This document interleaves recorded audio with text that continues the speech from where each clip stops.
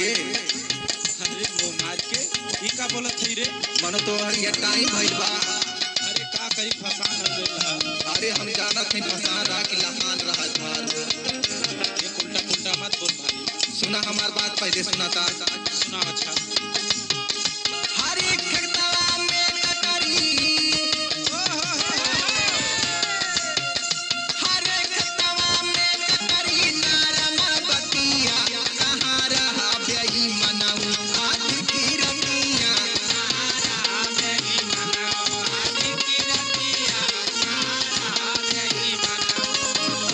अरे खेतवा में कटरी नारमा बतिया, कहाँ रहा बेई मनाऊ आज की रतिया, कहाँ रहा बेई मनाऊ।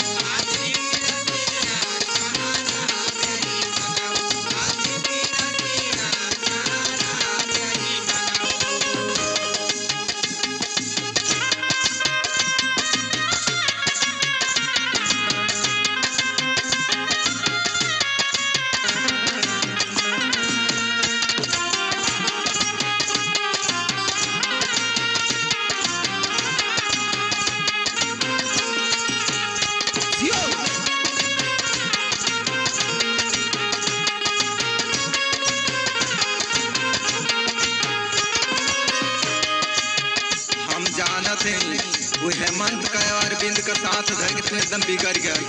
अरे पगली तो के झूठो खाली शंका है।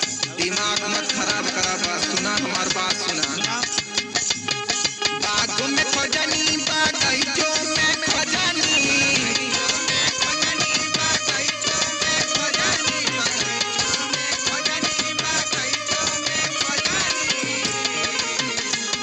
एकदम खोजत खोजत हमारे आँख पिराए लगल होता ही जरा।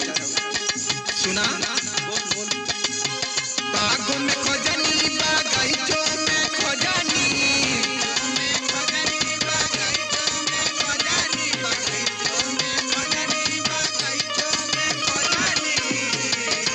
अरे खोजी आईली हमका पड़ोस खटिया, कहाँ रहा बेई मनाऊ आज की रतिया, कहाँ रहा बेई मनाऊ।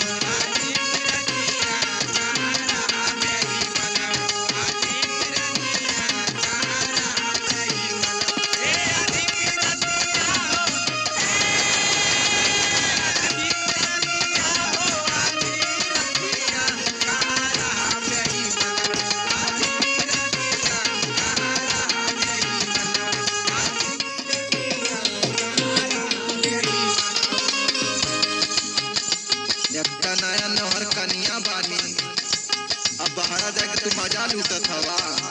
अरे दोनों तो के चढ़ा रात ना धले है। अच्छा हमर के चढ़ाई हो। सुना बोल।